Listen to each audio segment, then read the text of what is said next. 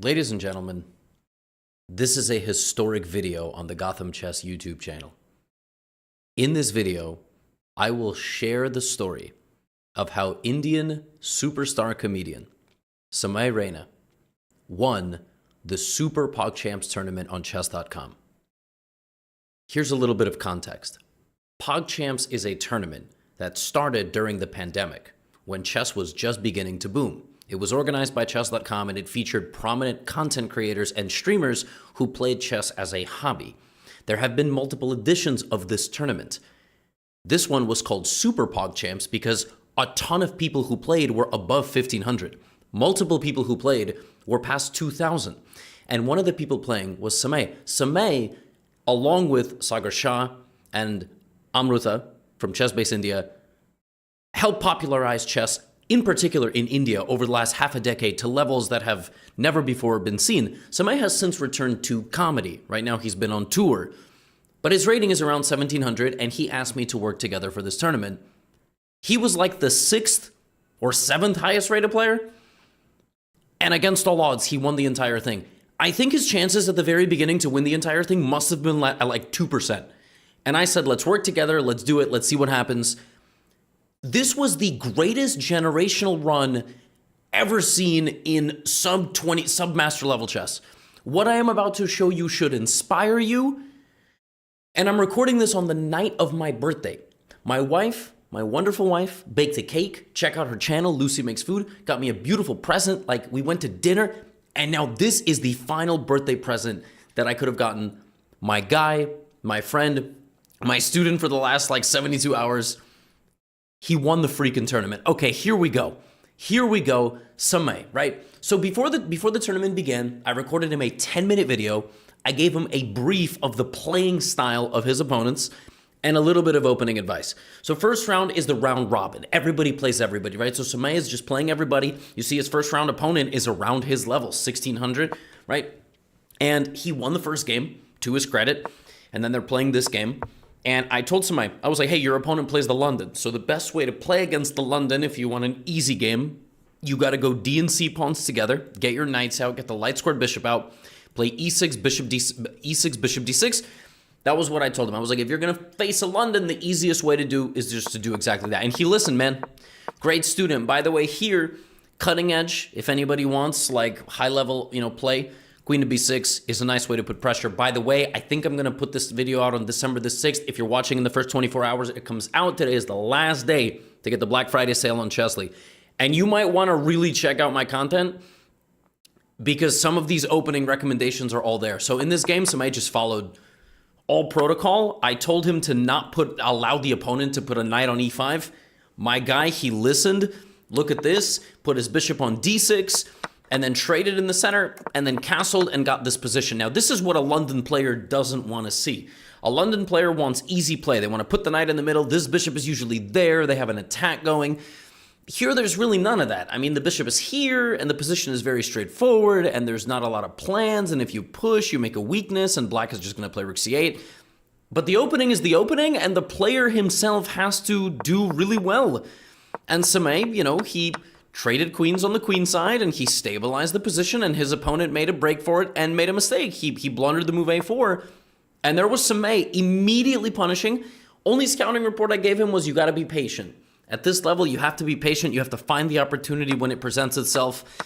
Well, he won the pawn, and then we went into an endgame, and rook c1 is definitely not necessary, but he had already won the first game. Here, you don't even think. You put the rook directly on the second rank. So it pressures everything, and then you slowly, grind your opponent down. This move is a very fancy move.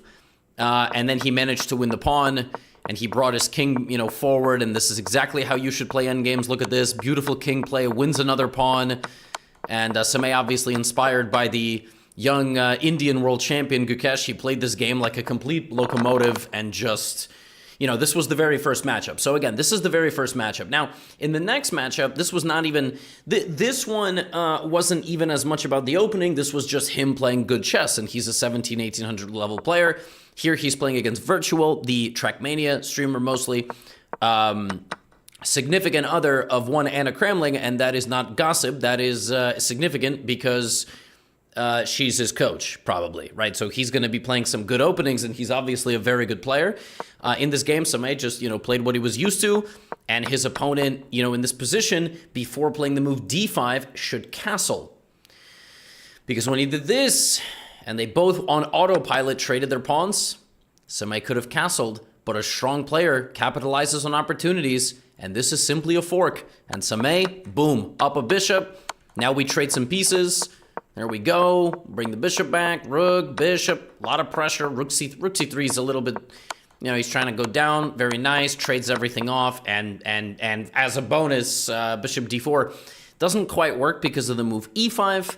But Samay just, kept it defended. And then he ended up converting quite nicely here. He needs to stop mates, and he needs to stop this kind of idea. So he gave a bunch of checks. And then when he realized he can do this, he took the pawn. Excellent conversion here from him. Very convincing, and he ends up skewering. Now, in the very next game, he had the black pieces, and I told him, hey, Virtual likes to play d4, c4, knight c3, knight f3. Well, guess what? Samay likes to play the Budapest Gambit. And fun fact, if you want to avoid any stupid gambits in d4, you should play knight f3 a little bit faster, although it does take away some of your other options.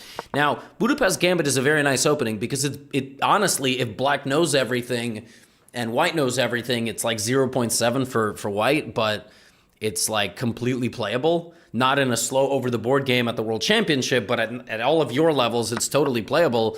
And here we basically see why. Like, defending this pawn is not easy. If you go bishop f4, I get my bishop out, and then I play with my queen. And yeah, I mean, in this game, Virtual, he played a little bit passively. And I mean, then he blundered queen h4 check. So 2 games in a row, actually. He left his king in the middle. And Samay, I just want to say, played this game at an exquisite level. He put his rook in the center, putting pressure on the pawn. Then he brought his knight in here. You can't take it because it's mate. You take the rook. Then he traded and found this fork.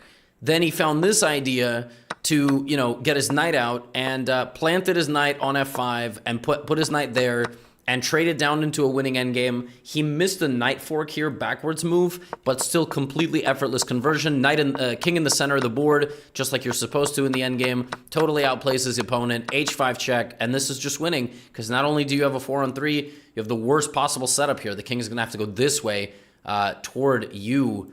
Like this, and then you're going to promote, and that is exactly how the game was won. I mean, he just made a queen, and now, after starting like that, he definitely felt confident, but this was our final boss. This was the final boss. Sardosh is a streamer who plays a bunch of games. I think he plays League, but I really don't want to misquote that. I don't know too much about the gaming world.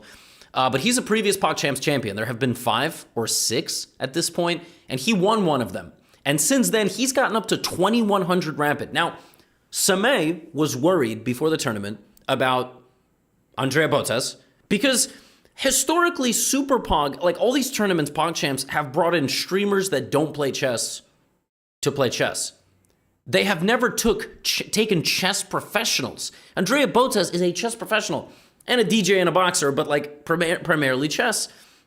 When he saw that she was playing rated 2,100 and Sardosh rated 2,200, and there was another player, Masi Oka, who was in the NBC show, I think it's called Heroes, and he played somebody whose last name is Nakamura, which is funny because I'm pretty sure he did a lesson or 2 with Hikaru, so that was a funny crossover. Yeah, I was like, well, there's 3 2,100s. I mean, Samay is, he was like, I even asked him before the tournament, I said, I think I asked him on a scale of 1 to 10, how seriously do you want to take the tournament? He said like a 2.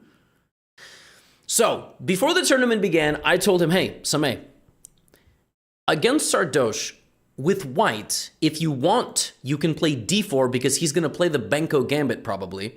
And with black, if he plays e4, you can play the Spanish and play f5. It's one of my favorite openings. And both of those things came true. Sardosh played the Benko Gambit, and we got this. Now, why do I love this so much? This is, pay attention. This is why Black Friday on Chess League is important. Vienna Gambit is one of the most powerful openings. If you add the Vienna Gambit and you learn it, automatic 1,000 rating guaranteed. If you learn the Vienna with white, you are guaranteed a rating of 1,000 over time. This is the reverse Vienna Gambit, but it's actually called the Yanish Gambit. This is also on Chessly, the Yanish and the Vienna. They're both on it. I played this myself, f5. I win so many games. It's one of the most popular openings with white, the Spanish, but f5 is so tricky. I was like, Sameh, if you're feeling confident, play f5. The idea is very simple. If he takes, you push, and it's already very annoying. The best move for white is to stabilize the center. So I show up to this game, and Sardosh already made a mistake. He actually allowed e4. And now, when I told somebody block this with the queen, all of a sudden, all of this came true. This was exactly what I prepared. And I was like, if this happens, then, you obviously just kick the knight out, you take the pawn, and you castle long. And that is exactly what happened. Knight c3, knight f6, and we got this position. 10 moves of prep, and black is better. And that's what I told him would happen. I was like, if you play like this, then you're supposed to go for an attack. And white is all out of sorts. I mean, white is a very, very good player, but he's never faced this position before. But the rest of this was all Sameh. So his opponent went queen b5. It's a very difficult position for white because he struggles immensely with getting the pieces out. Honestly, the most practically best move might be pawn to f3. And the idea of pawn to f3 is simply removing this from the center. The problem is you lose a pawn. That's actually the only problem, really. Otherwise, this would all be, relatively reasonable. Sardosh went here, a6, queen a5, and, Sameh went here, which I don't love this move, but okay, I mean, it's a move.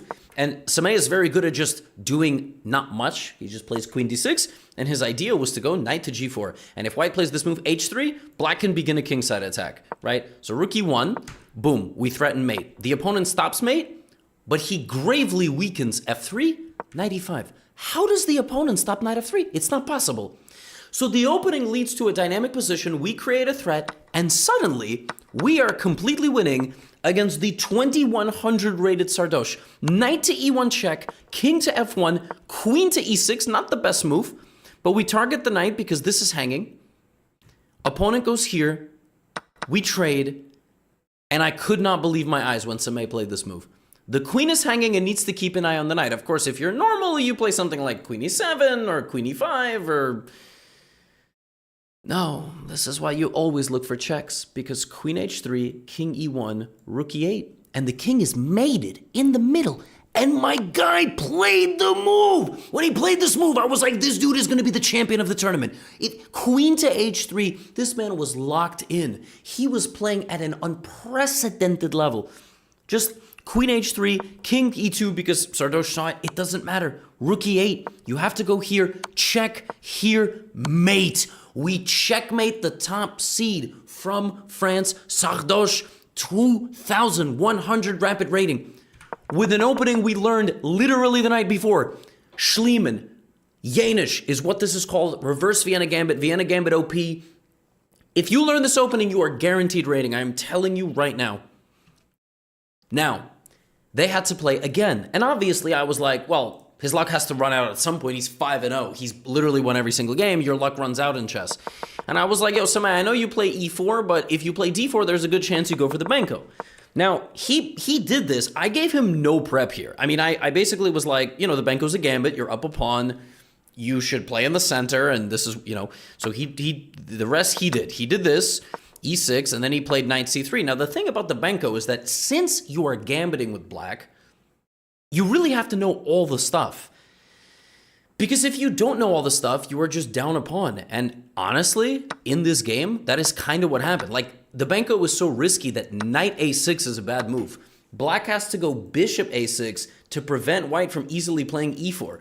And what's crazy is that the best move for white is actually to play e4 anyway and simply put the king on g2. And you're just up a pawn and the Benko, you really, really, really need to know what you're doing. You have to be super careful.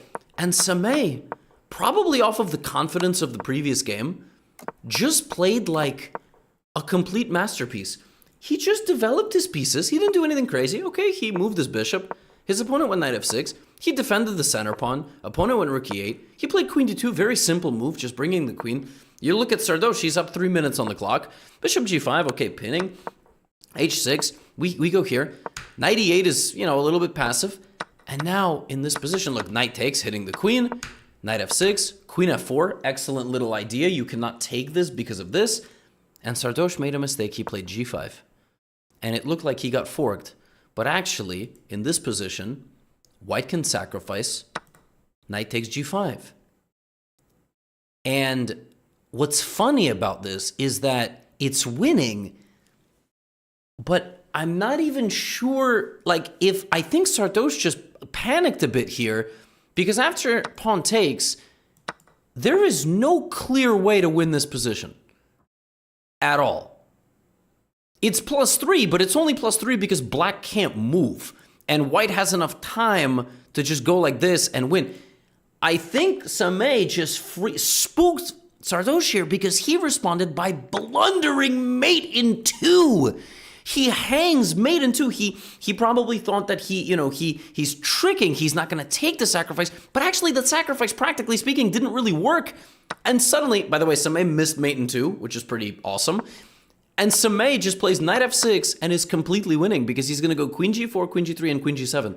And suddenly he 2-0 Sardosh, who definitely felt like, oh my God, like the pressure of the first game, right? Like, and then he blunders in the end. Queen g4. Samay, by the way, doesn't even take the queen. He could have, by the way, he could have won bishop a2. He goes like this, and he wins the game. He 2-0s him. Once this happened, I messaged him and I said, yo, imagine you win the whole tournament. Like, really, I mean, you're 6-0. This is completely crazy. By the way, this was not the end of the story. He then played Tyler 1. Now, if you follow Tyler 1's journey on my channel, he got up to 2,000 by literally playing one opening. And it's this opening. He plays the cow every game. The cow is not a real opening. Anna Kramling popularized something called the cow. I mean, I don't know why it's called that. It's not a good opening, but it's unkillable. Let's put it this way. You just are slightly worse because you're obviously breaking chess principles. You're putting knights out on the edge of the board. It can't possibly be a good opening, right? So I told Samay, okay, here's the scouting report when you play Tyler. He's going to play this opening. You're going to have a better position. Take as much space as you can against him. He might play fast. And one other thing about Tyler is he's really resilient. He's going to stay in the game a long time, and he might actually get a winning opportunity. Well, the first game, Samay played fantastic. He took as much space as possible, and Tyler just got a losing position. And this happens to Tyler sometimes. Also, Tyler is 300 points off his peak. He's obviously not in prime shape right now. First of all, he's focusing on being a dad, which is obviously nowhere near as important as getting to 2,000 rapid. But no, I'm joking. He's a gamer. He's very, very resilient.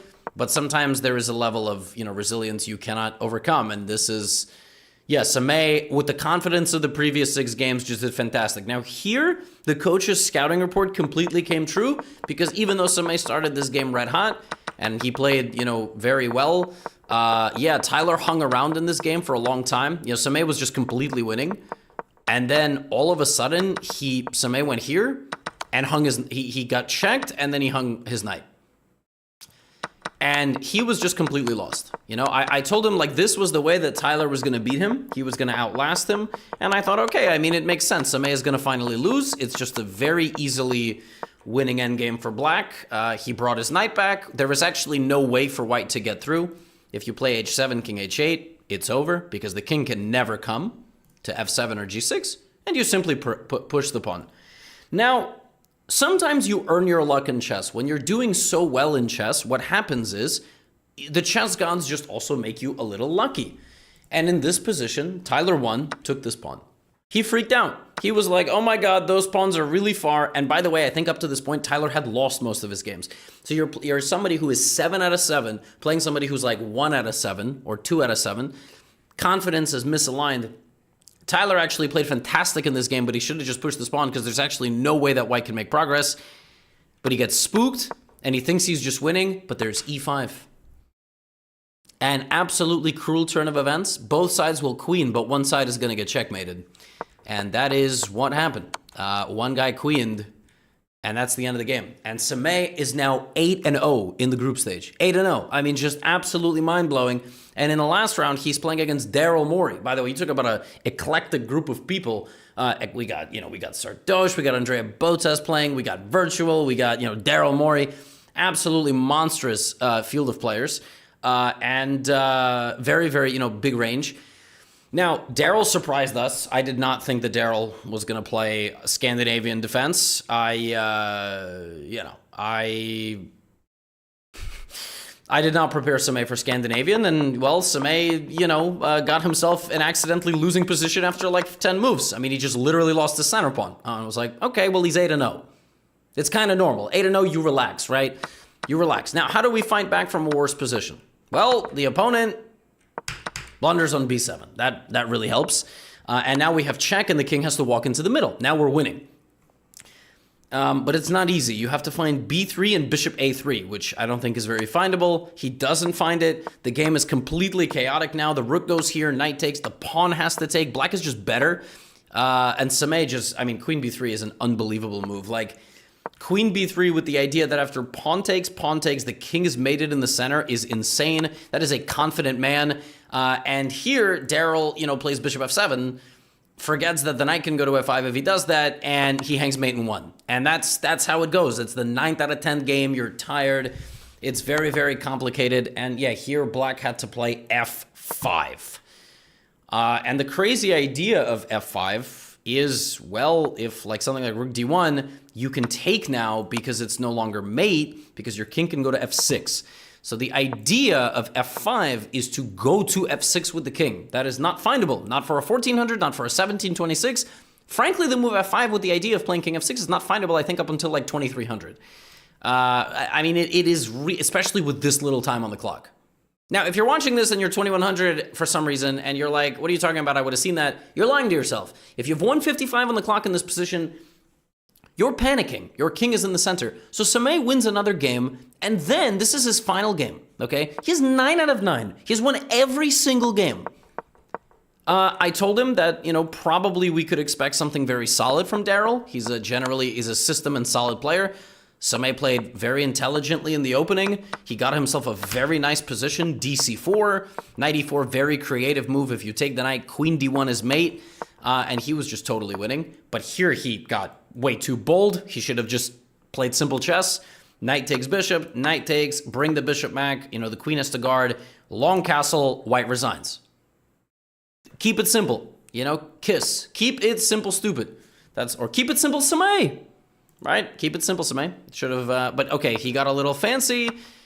He was like worse, he was losing, and then, in the very, very complicated game, his opponent blundered that after pawn takes bishop, this is not mate because the queen protects, and very quickly, Samay won again.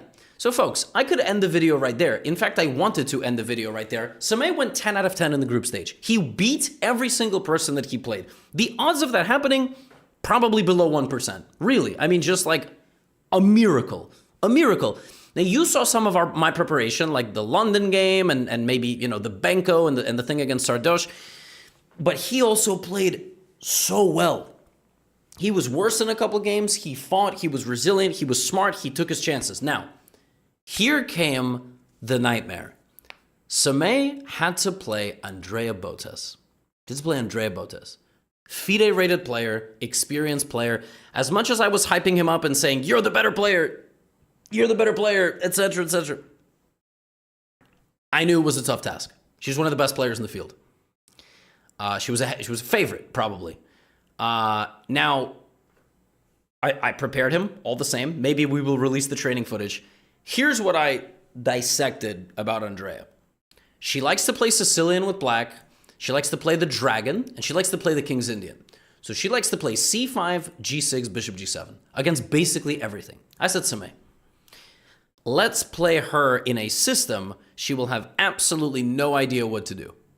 I said, Samay, let's play b3. I sent him a video. I sent him another way to get to this pawn structure. Sure enough, it took her 40 seconds to play her first move. I don't think she was fixing stuff on her stream. And then she played knight f6. She took, we went c4. I said, Samay, this is such a nice structure for white. If anybody is looking for a nice opening, this can also happen in the Trumpowski. And I said, Samay, here's the plan. Knight c3, g3, bishop g2, e3, knight e2. You build a dark squared wall against her dark squared bishop and you castle. And I told him, here's the dream scenario. Bishop, knight, here, G3, D6, bishop, knight, E3, bishop comes out, knight E2. I was like, Samay, we are going to absolutely neutralize everything. I was bewildered. Andrea spent 2 minutes here and found the best move. This is a counterintuitive move. Even at my level, people aren't playing this against me all that often in Blitz. The point of this move is your queen comes out, and then even though it gets attacked, this position is good for black because the center is so open. White doesn't get a solid structure. When this happened, I was like, uh-oh. She's playing really well. That's not a good sign. Like, she's obviously really locked in. And I was like, Samay, remember, G3, bishop G2, E3, knight E2, let's go. He blundered immediately. Like, this looks like the move you want to make. But you need the pawn to stabilize the knight. You need to finish your development here first. And she found the best move immediately. The bishop is not going there, the bishop is going there. And it only got worse. Samay tried to get back to the thing that we were, and I felt so guilty here. I was like, why did I, oh my God, I'm the worst coach in the world. I tried something and then it didn't work. And then here, he had a chance. He could have stabilized with F3, everything. I know it's ugly, but you need to defend the pawns with pawns. F3, knight E2, castle, and then the position would have actually been really good for white because black wouldn't have had anything. But he went here, and when the queen is defending the center, it's really not a good sign. There was a pin here, there's a pin here, and Andrea here found such a nice idea. Knight C5. And she just trades down the middle, and she's just better. She's up a pawn in the opening. And I was sitting there like, oh, I'm such a bad coach. Like, I should have seen this coming. I should have, given him a little bit more prep. I should have done something. And then she just played fantastic. She traded into this endgame. I was so annoyed. The only chance here for Samay, he can't do anything. He's going to lose a pawn. The only chance was rook D6. This was the only chance. And had she gone king G7, he would have gone rook B6. And this is actually a draw because black has to go back. And this position is equal because even though black is up a pawn, it is completely symmetrical with white. And theoretically, you cannot win this. You cannot get your pawn across to the finish line. But whatever. Rook D6 is the move you have to play. And this is still winning because black can take, A5, secure this pawn, and win.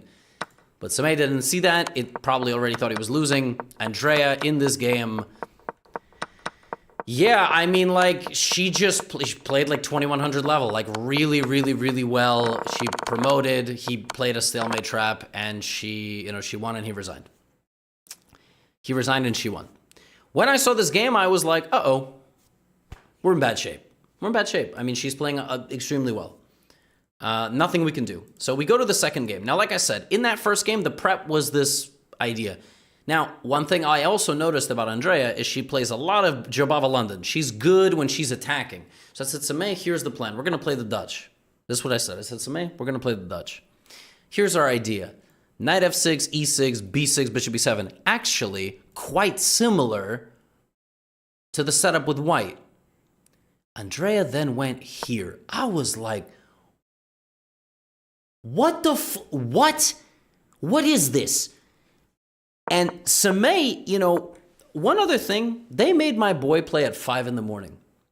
I know that we have a lot of time zones. We have Los Angeles and we have wherever he is in India. I don't know if it's Mumbai. I don't know. But it's like 12-hour time difference.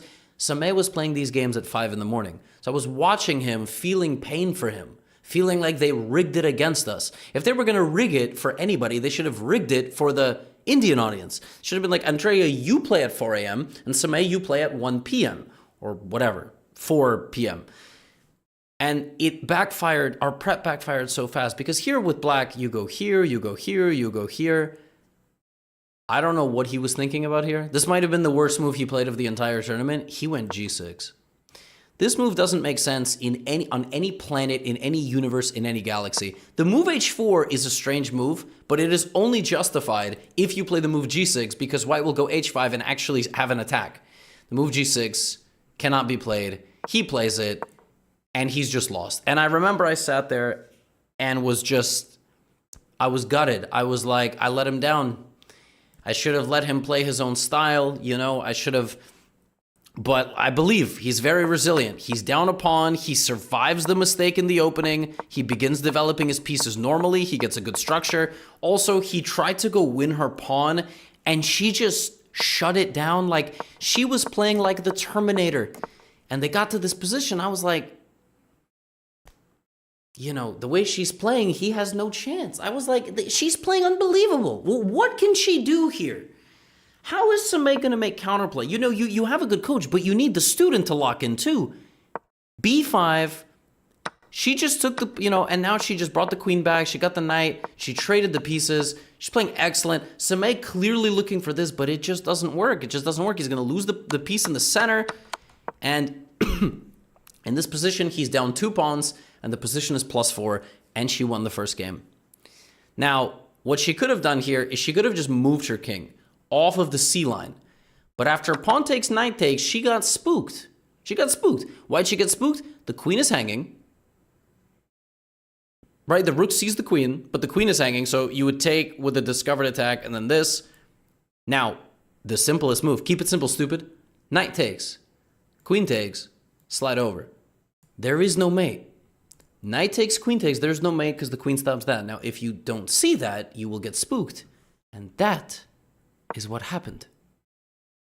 She blundered knight d3, which Samay found with 10 seconds on the clock, and then he won her queen, and then he won her knight, and then he brought the rook, and like the Terminator, kicked the door down and won the game.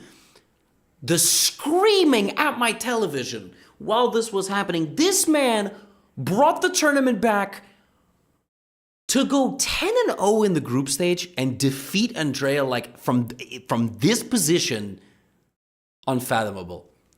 So now they had to play a tiebreak. The problem of the tiebreak is that it's a 5-minute game, and the person who gets white is the person with the average higher accuracy in the game. Samay goes back to the same opening, but we haven't had a chance to do a pep talk. I haven't had a chance to be like, Samay, this is the way you're supposed to play this position. C4 take, and then you have to... I didn't give him... We didn't have a chance to communicate between the games. There was not enough time. So he just wings it. He wings the opening. They get into a scrappy game, right, where nobody understands the structure. But he plays extremely well, gets the queen trade offered, knight c3, and now here he did something that was so unfathomable to me. I just couldn't understand. He has a pawn, a knight, a queen, and a rook pointed at the same square. Like, you don't even have to think. You just play knight e2. Maybe you play g3, bishop g2, or maybe you play knight e2, knight f4, knight e5. Whatever you do, you develop all the pieces. But like, hey, bro, go knight e5 for God's sake. Like, this is clearly the point of the position. But he didn't do it. He didn't do it. I was panicking, man. I was like, oh my God, Samay, you gotta put the knight on d5, bro. You gotta put the knight on d5. Your position is screaming for it. It's begging for it. It's asking for it. Knight to... Oh, no.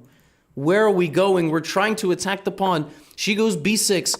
Now they do a little h-pawn dance, totally stable. He does have a time advantage, but here she catches up. Knight e5, queen c3. I was commentating at this point with Sagar Shah. This is winning because of bishop e4, f5, and queen d1 ideas. Doesn't particularly matter. Bishop f8, f4. And now, you are not going to believe this.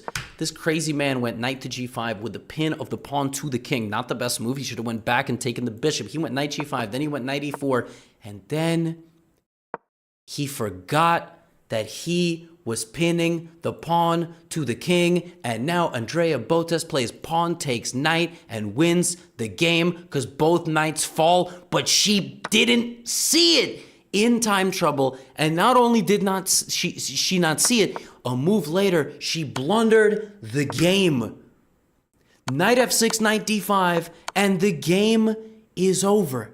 Samay just beat his arch nemesis, somebody he definitely had a psychological block against. They've collaborated, they've streamed, she's beaten him. He was worried about her even before the tournament started. All the respect to Andrea Botes. She is a gamer, a competitor. Also, she recently shared that she has hearing loss.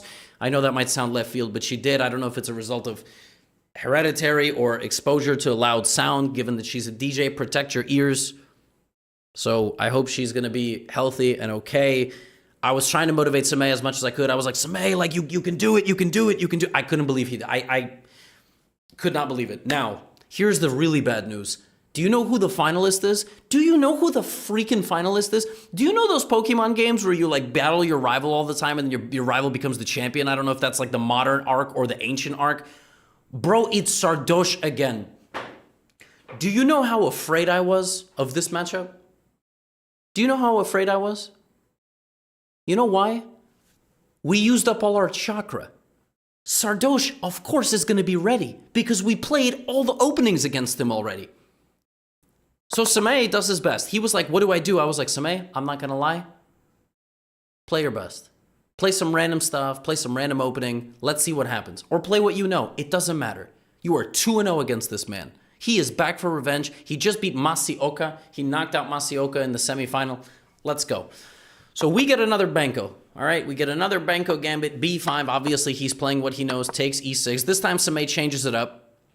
He goes here. Pawn takes. We play a main line. Samay literally blunders in the opening. Like, he just straight up blunders a pawn. I don't know if this is like a stroke of genius. He should have played knight c3 and then e4. Sardosh obviously a little bit also nervous in the beginning of the game.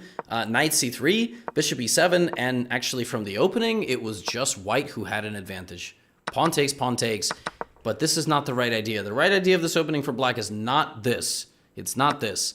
If e4 happens, you have to freaking take it. But if e4 doesn't happen, black is going to go bishop a6 and d5 and overwhelm. What happens in this game is Sardosh attacks the center, but now his king is really weak. Now bishop b5 and queen a4 are possible, and you know, Samay plays the wrong bishop, but it doesn't really matter because suddenly he's just totally crushing. He's breaking through this side of the board. dc3, bishop c6, pawn takes b2, rook d1. I'm like, what? This is purely a battle of confidence. This is a lopsided matchup, theoretically, 300 points. But Samay is 2-0 against this man. He is full of confidence. He just beat Andrea, right? White is winning. White is winning because the knight is under pressure, the bishop is under pressure, this is under pressure, but it is very tricky. Why is this position tricky? You have to figure out the right way to win this, and there's a pawn promoting. Look, if you play bishop takes knight, and I play bishop takes, and you play rook takes, this is losing for white. Queen a5 check, and if you come back, rook b8, if you block me as I try to promote the b pawn, rook check, king in the middle, it's over. Like, this pawn's gonna promote. So it's very tricky. I thought the winning idea here for white was to take this rook. Samay didn't spot this idea. He went knight e5, he made a mistake. He needed to probably do something. He probably had to take the rook. And then a move later, he got another chance when he found knight f7 check, and he needed to take this rook. The rook is just free now, and then he needed to castle. He missed this idea. He went here and was just lost, because now Sardosh takes the bishop, and then he plays this, and it's over. Black has two pieces for the rook. Black has a promoting b pawn, but a move sent in from the gods themselves. Bishop h6. What a move. What a move. If you take the bishop, I take the knight with check. Sardosh must have thought, yo, who is this man and how does he keep attacking me? He finds bishop takes h2. If you take with the king, there is knight to g4 fork. It's not even good because actually the king can run forward. King here, knight here. This wins for white. Sorry, not win, but it wins a bishop for white. And the game is still on. Samay believes the bluff and goes here. And at this point, I was going to my birthday dinner. Samay sacrificed the rook for the bishop, which is absolutely crazy. This is a totally winning position for Sardosh.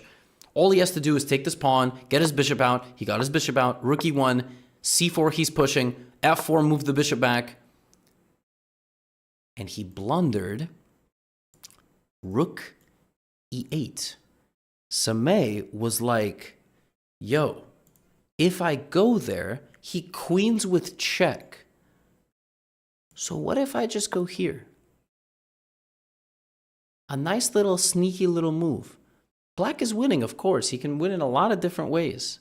They're not super obvious, but you can go back, and then you can push. And in this position, Sardosh was like, oh, it's over. I just win. I just push my pawns. And he went here, and it's mate. Samay was down. It seemed like 100 points in material. He wasn't just down a knight. He was down two promoting past pawns. Like, they were both going to become queens. I got into the taxi to go to restaurant with my wife for my birthday, and I saw Rook E8. And I can show you my WhatsApp. I told Sameh, bro, I recorded him a long message about, hey, if he beats you in the next game, here's what we should do in the tiebreak. I wrote him this. I was writing him a message on the way to the birthday dinner because I was like, Sameh, he might beat you in the next game. It's 1-1. You have to play a tiebreak. Sameh freaking, Sardosh he couldn't believe it. He couldn't believe it. The stronger player is 0-3. Sameh is 3-0. He just beat Sardosh 3 times. He beat Andrea Botas. What is going on? We go to the last game. And here he comes with the Sicilian. I told him, just play whatever. Play whatever. Play what you know. He plays what he knows. D4. Takes. Sveshnikov, Kalashnikov actually, technically, but then it became a Sveshnikov. A6, knight A3, B5, and then it became a Sveshnikov variation. But yeah, he plays this variation with E5, D6, knight A3. This has all been played before. C4, he took on C4. You can also play B4, but he just took.